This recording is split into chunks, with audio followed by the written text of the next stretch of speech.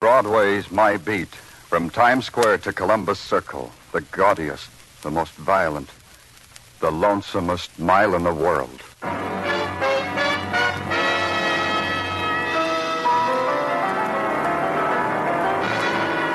Broadway's My Beat, with Larry Thor as Detective Danny Clover.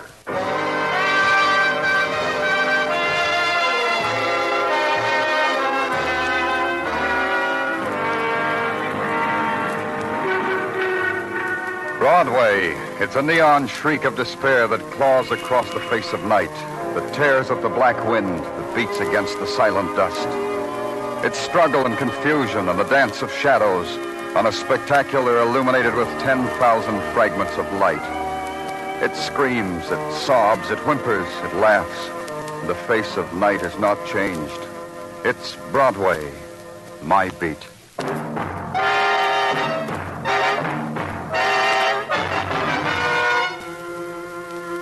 They were waiting, the harbor police, their launch dancing against the shadows of the curious, waiting and bound in the veil of mist rising above the river. They were waiting for me. Hiya, Danny. You got here fast. Up aboard the launch. Yeah. Okay, Skipper, let her go. All right, Florio, fill me in. Well, Danny, it goes something like this. The city engineers were dredging the river for some social purposes or No something. philosophy, Florio. I'm not up to it. Yeah, okay, Danny. Like I was going to tell you, they was dredging the river and they come upon a car at the bottom of the same. Huh?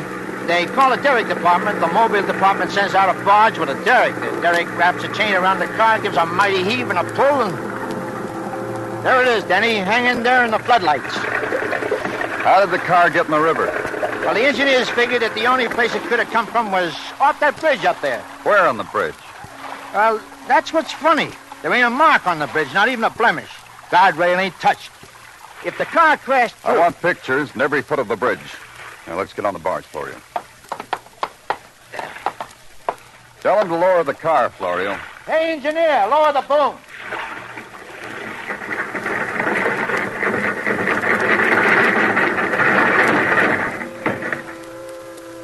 Boy and girl in the car, Danny. It's a long time in the river. How long?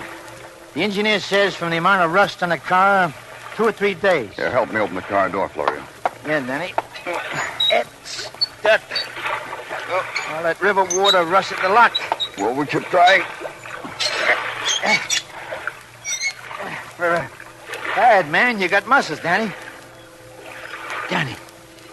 Why did you have to call me, Florio? Why me? But this makes it all the more down your alley, Danny. The bullet holes plugged neatly in the heart region. 1 each to each. They weren't not only drowned, were they? No. Florio, come here. Yeah? Yeah, Danny. What do you want? What does this look like to you? It looks like the front end of the car was smashed, like it hit something. Yeah, that's what it looked like to me. You think that's something, Danny? Come around here to the back. Now, you see that, Danny? And you tell me I shouldn't be philosophical. No. Yeah. Yeah, Danny. A sign. A sign that says just married.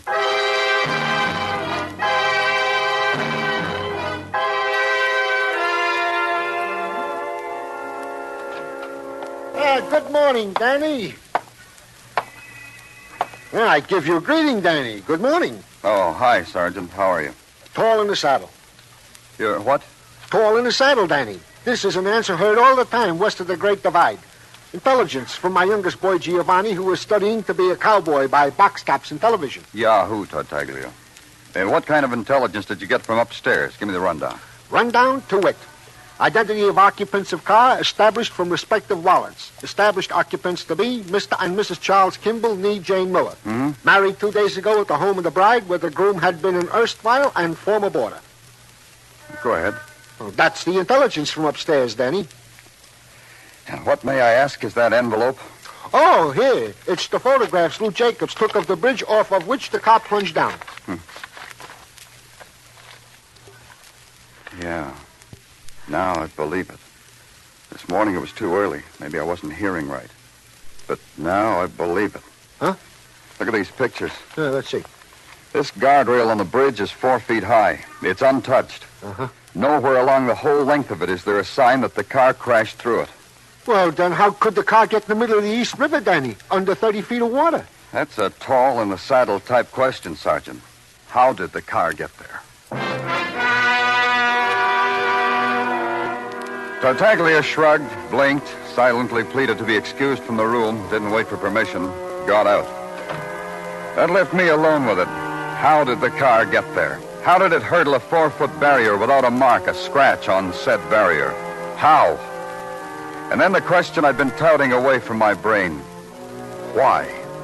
Why the bullet-torn flesh of a boy and girl on a honeymoon, their blood washed away on a river slime? And then I knew no policeman's riddle, no games with the equations of murder could hold it back any longer. It had to be done, so I did it. I called on the parents of a dead bride. Just a moment. I'll only be a moment. Yes. What is it, please? Mrs. Miller? Yes, I'm Mrs. Miller. Please, if you're selling something, I'm afraid I can't do you any good. You see, we're in a kind of... Well, everything's different now. And... I'm from the police, Mrs. Miller. Yes, I know, but I'm sorry. I'd like to help... The police? May I come in? Well, but everything's so upset. I don't like for people to see my house this way. It's about your daughter. Oh, but Jane's away on her honeymoon. May I come in, Mrs. Miller? Well, she won't be back for another 10 days. Please come in. This way, Mr. Clover, Danny Clover. Mr. Clover. I'm sure you'll want to talk to my husband, too. We've been rearranging the furniture. You see, 2 of our rooms are unoccupied now, and, Ben... Yeah, what do you want? Well, don't move the chair now, Ben. It's the policeman, Mr. Clover. Couldn't you have stated your business at the door, Mr. Clover? You see, I'm quite occupied at the moment. It's something about Jane, Ben. About Jane. Oh. What do you have to do with her, Mr. Clover? Do you have a picture of your daughter? Oh, yes, we have a whole album. A recent picture? Well, one of the wedding of her and Charles and of Ben and me. May I see it, please? Wait a minute. What right have you to come into my house to... Oh, please, Ben. Mr. Clover just asked to look at Jane's picture. Well, there it is on the mantel, Mr. Clover. And that's Charles, her husband. Yes, Charles Kimball. Isn't he a fine-looking boy? There's no other way to say this. If there were another way, I'd give. They're dead. They're both dead. Murdered. Get out of my house. Go on. Go on, get out. Please, get Ben, him out of here. Ben. I'll kill him. What kind of a filthy joke's he trying to play on us? Go on, get him out. Ben, don't. Who would want to kill our boy and girl, Mr. Clover? We don't know, Mrs. Miller. That's why I came here, because we don't know. Charles lived here with us. He and Jane fell in love. They got married 2 days ago. They went on honeymoon to Niagara Falls. We were waiting for a letter, a postcard. Why should they be killed, Mr. Clover? Charles, where are his family, Mrs. Miller? He had none. He came here after the war, rented a room from us, worked hard. Charles and Janie, they were 2 people, Mr. Clover, nothing more. Tell him to ask someone else, Anne. Get what he wants from someone else, not from us. Tell him that, Anne. Ben, what do you think it's doing to me? To me? They were found in a car in... A car? The one we gave him for their wedding present. Ben and I knew all along, so we saved for it. Anne. Yes, Ben, what do you want? Ask him to help us, Anne. I'm sorry. Ask him to help us. Yes, Ben. Will you help us, Mr. Clover?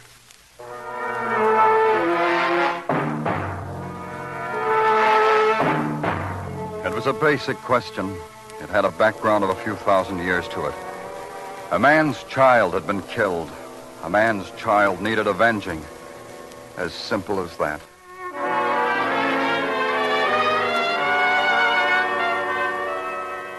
There's a cult that comes with civilization. Men who put on white jackets buttoned at the throat and measure violent death with slide rules. Who stare at murder in the cross-section through microscopes. who dissolve it and shake it up in test tubes until death has a color to it. One of the men in the white jackets was named John Gordon. He was a technician for the police department technical division. I called on him. Something I can do for you, Lieutenant? Yeah. The report on the automobile dredged out of the river early this morning. Just a minute. Well? Well, wait till I finish reading this article, Lieutenant. You don't expect me to put it down now, do you? Yeah, I expect that. Have you read it? No. No, I don't expect you have. The isometric measurement of hydrogen ion concentration versus colorimetric measurements. Imagine you reading that. What do you read, Lieutenant? Obituaries, Gordon. Where's the report? I had it ready an hour ago. I waited for you. Now I'm here. Get it. I'll tell you about it. It's chock full of charts and graphs and chemical reagents. You'd be distressed. What's your great sorrow, Gordon? Who did what to you? The report, Lieutenant. It says the passenger car and the truck... What truck? Please. All right. The size, the shape of the crumped front end of the passenger car, together with the molecular displacement of the metal, indicates that the car, assuming a normal rate of speed, indicates that the car hit a truck. What kind of truck? I was getting to that. I don't know. Scrapings indicate that the paint of the truck was new and not its original coat, a widely used paint. From information available, the make of the truck is impossible to identify. What else? Why, my job is done. Now it's in your very capable hands, I'm sure. Pardon me. John Gordon, Police Department, Technical Laboratory speaking. Oh? Yeah. Yes, he's here. For you, Lieutenant. Thanks. Hello? They switched me to you, Danny. On account of I asked. It almost took too long. Who is this? Floyd Carpa, Danny. Come get me, kid. I got news for you. Well, tell me now, Carpa. What kind? Charles and Jane Kimball, the couple who took a honeymoon in the river. Come get me, kid. Yeah, where? Bowery, 320 Front Street. Walk back, hurry, kid. Carpa. Come get me, Danny. Please, listen. I never said it to a cop before. Listen, come get me. Please. It was a name to launch a minor nightmare. Floyd Carpa. A man who dressed too well, perhaps to spite the memory of the years of wearing cast-off clothes. A little man with hate perched on his shoulder like a sharp-beaked creature. Vocation, hoodlum. Majoring in bank holdups. 3 of them, 2 convictions. Floyd Carpa in the Bowery. He didn't belong there. Carpa saying he knew about the Kimball murders. It didn't fit. Carpa saying please to the police. It didn't make sense. 320 Front Street, he'd said. I went there. Walked back, he said. I did that. I'm Danny Clover here.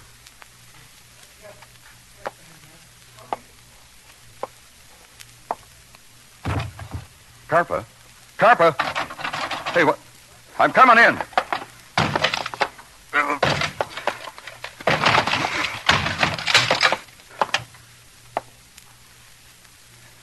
You almost made it with that. It was Carpa, all right. I had to look close to make sure, but it was he. No hate now. Something lent its own special expression to his face. Something, the bullet wound in his stomach, the time of pain, the final hugging close of the darkness. Floyd Carpa was dead.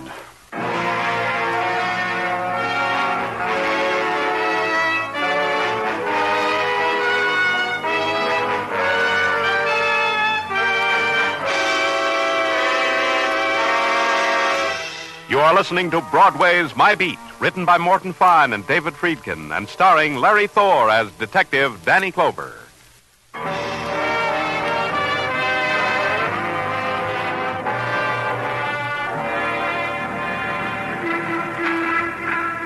Broadway demands quality to its crime, else Broadway pays no attention.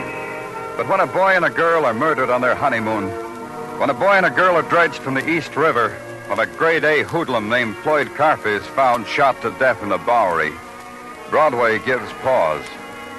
And there was a connection. The boy, the girl, the hoodlum. Broadway chortled and nudged its neighbor and just had to know all about it. So did I. The police records told me about a place I could go. To a housing development out in Flushing. The records said a man named Bruce Monroe lived there. And Bruce Monroe had once been caught splitting the proceeds from a bank robbery with Floyd Carpa. So I went there. After all, I was a policeman. I had to ask questions of somebody. Danny! Danny, how are you? You don't have to tell me. You look wonderful. Wonderful. You checking up on me, Danny? No, you're not checking up. A social call, huh? Sure, a social call. How are you, Danny? Wonderful. Now, how about me, huh? How about me?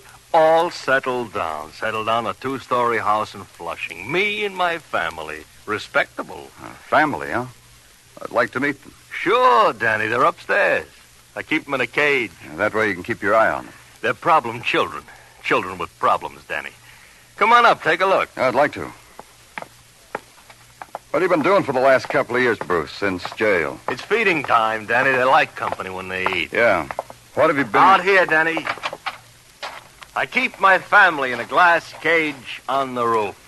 Look at them. 30 beauties. Makes a man proud. I'm proud, Danny. Pigeons. Sure, what did you think? Quite a cage, huh? Isn't it? You bet it is. Let's go in. Come on, feeding time. Hiya, Jasper. Oh, Mildred. Oh, George, who plucked out your tail feathers? What have you been doing since jail, Bruce? I'll bet you didn't come here as a social caller after all. Your buddy, Floyd Carpa, was found shot to death. They all wind up that way. You? I'm an exception. I retired. I'm respectable. I raised a family. Here, fellas, eat. Come on and eat.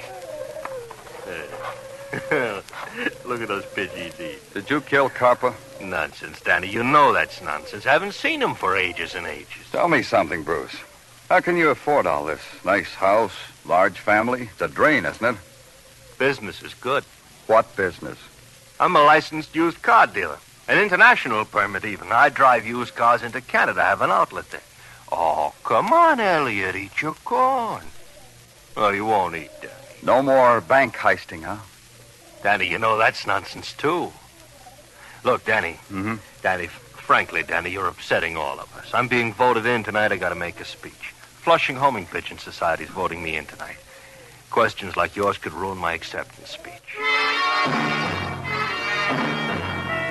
Bruce Monroe placed a kernel of corn on his lips, puckered them, and then extended a finger. Lucille fluttered to the finger, was lifted to Monroe's mouth, and daintily pecked away at the lunch so lovingly served. All that billing and cooing did something to me, so I got out.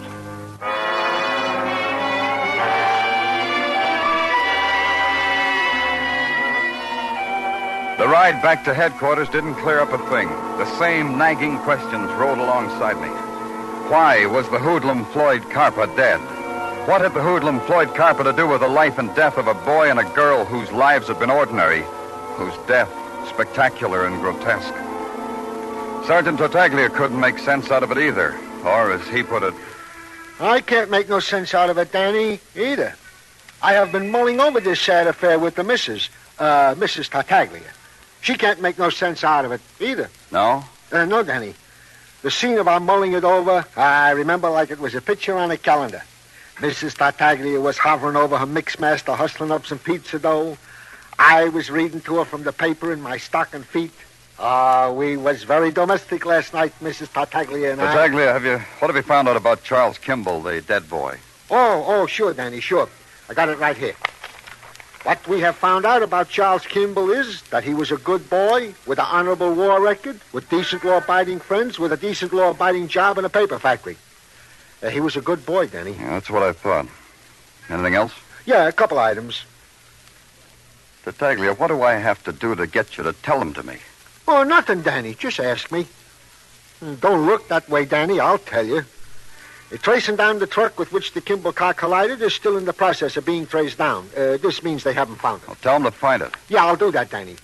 Now, here is the piece de resistance, a teletypewriter from the Poughkeepsie Police Department. Well, what makes it so resistant? It wants Floyd Carpa. Huh? Yeah, Floyd Carpa.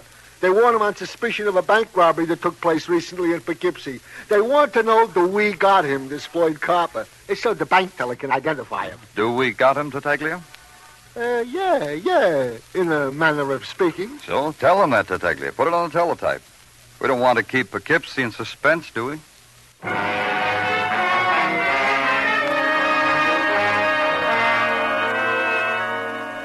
So you're Danny Clover, huh? Been reading about you in the papers up in Poughkeepsie. Still trying to solve that honeymoon couple murder, I read. Which one of you is from the Poughkeepsie police? Me, who'd you think? This little guy's the bank teller. This little guy's Oliver Hilliard. How are you, Mr. Hilliard? Oh, don't blush, Oliver. The man just asked you hello, that's all.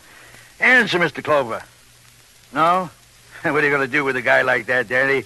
He shoots and wounds a heister who could be Floyd Carper. Now he blushes. This way. I want you to look at Floyd Carper. Then Mr. Hilliard will know for sure. Down this corridor. Oh, you got him on ice, huh? Say, what do you think of our work up in Poughkeepsie, Danny? I haven't heard. About matching a 3-day bank robbery with a known bank robber. Clever, huh? You're real magnificent. I knew you'd say that. Nothing spiteful about you big city police. We're going into the morgue now, Mr. Hilliard. Don't worry. It'll only take a second. You'll be all right. Sure. Oliver will be all right. He helped us, Oliver did. Described the bank robber. Picked out his picture from our files. That's the type of citizen we have up in Poughkeepsie, Danny. Cooperative. Right over here. Hey, this is quite a production you got here. Only at Poughkeepsie, we got a morgue that's something to write home about. You feel all right, Mr. Hilliard? Oliver feels fine, don't you, Oliver? Bet you can't wait till you get home and tell your wife about this, huh? All you have to do is take one look, Mr. Hilliard. Flip back the shroud, Danny. Well? That him, Oliver? This Floyd Carper, the one who held you up? Yeah. Oliver nods his head, yeah, Danny. Positively, huh? How do you like a cooperative citizen like that, Danny? The kind we grow in Poughkeepsie. Poughkeepsie's policeman, the bank teller, and I had nothing else to say to each other after that. When it finally registered on the Poughkeepsie policeman, he shook my hand heartily, thanked me from the heart, wrapped a hearty arm around the bank teller's shoulders, and led him back to Poughkeepsie. I started back to my office. On the way, Tartaglia shoved a phone message in my hand. It was from Detective Muggavan. Muggavan had something, the message said. Something maybe hot, maybe cold. Anyway, the something was in a garage uptown. Come right away, it said. So I changed course and went to the garage. This is called Morgan's Garage, Danny. Caterers to the desires and ailments of trucks, moving vans, trailerways, all kinds of heavy vehicles. Interesting. Yeah, like you say, interesting. This one over here, for example. Fascinating piece of machinery. Why does it fascinate you, Muggavan? 2 reasons, Danny. First, because it's exactly like one of my kids' toys. A trailerway, they call it. It picks up and delivers automobiles, carries them on the highways and the byways. Somehow it gives me a romantical feeling, these automobile carriers. The second reason, Muggavan? The second reason, also fascinating. This trailerway is the truck you've had the whole department looking for, including me, Danny. What? Yeah, the one into which the honeymoon car crashed, or vice versa, before going over the bridge into the river. Are you sure? Danny, in something so fascinatingly routine as this, I wouldn't be sure. I've been scraping hunks of paint off of it, trotting them down a technical, trotting back, examining the stent and the grill work, trotting down the technical, trotting... Muggavan, would it be asking too much of you to shut your big mouth? Oh, not too much. Something, Danny? All this routine adds up to something? Danny, come back to me, Danny. You're so far away. That's how they did it, Muggavan. Carper makes us get away from a bank job upstate in a car, drives it up on this trailway. He and his buddy drive off. Who looks for a runaway car on one of these things?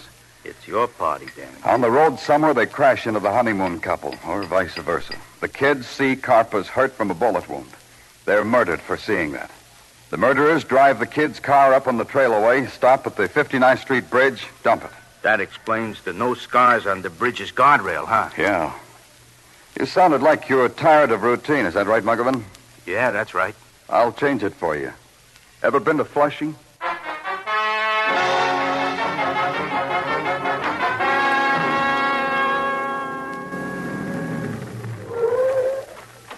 Let's go, Muggavan. This house. Oh, such a serene and peaceful habitat, Danny. Hey, look, yellow shutters and chinch drapes. Tasteful. Ring the bell.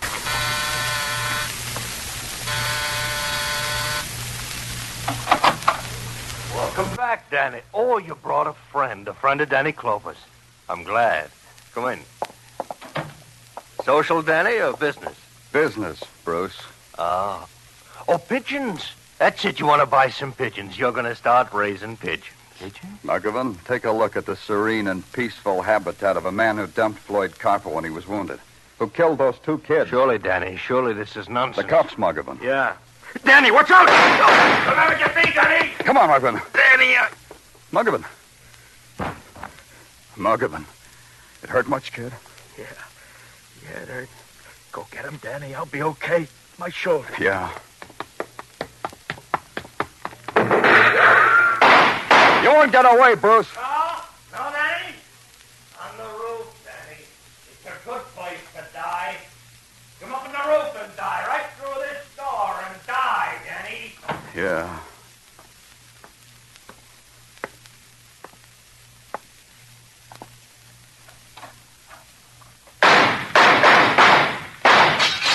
Me, Danny, shoot at me! One of my pigeons is hurt! Throw away your gun, Bruce. Throw it away. That's me nice, Danny. That's me real nice! I got news for you, Danny. No more bullets in my gun. Throw it here. Yeah? See how I do what you tell me when you ask me nice? Put your hands behind your head and walk toward me. Yeah. Don't look like you hurt any of my pigeons, Danny. That makes me glad for you. Still got bullets in your gun, Danny? Yeah, Bruce. What are you going to do, kill me in cold blood? You could real easy. I'm so close to you now, face to face, very easy target. Put your hands out, Bruce. Long time since there were handcuffs on him, huh, Bruce? Not long enough, you filth. You know, I'm glad, Bruce. I'm glad you did that. All right, Danny, that's enough. Enough. Now come quiet, Rob. No, Bruce. Those were for me. This is for Muggavan. And for 2 kids. 2 decent kids. 2 decent kids.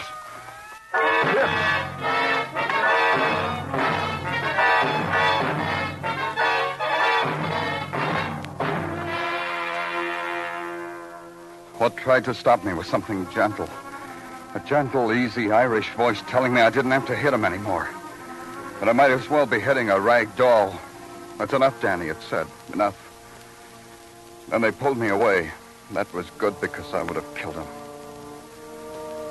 Then I asked a question. The same gentle Irish voice told me Muggavan was all right. 3, 4 days, maybe, and he'd be all right. And that was good, too.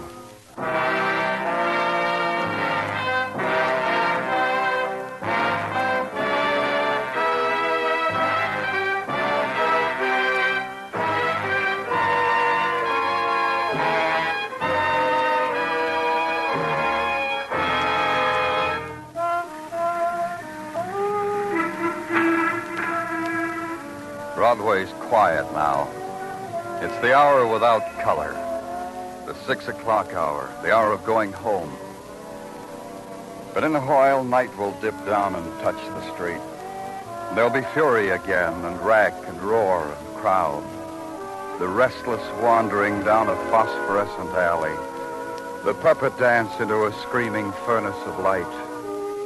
It's Broadway, the gaudiest, the most violent, the lonesomest mile in the world. Broadway, my beat.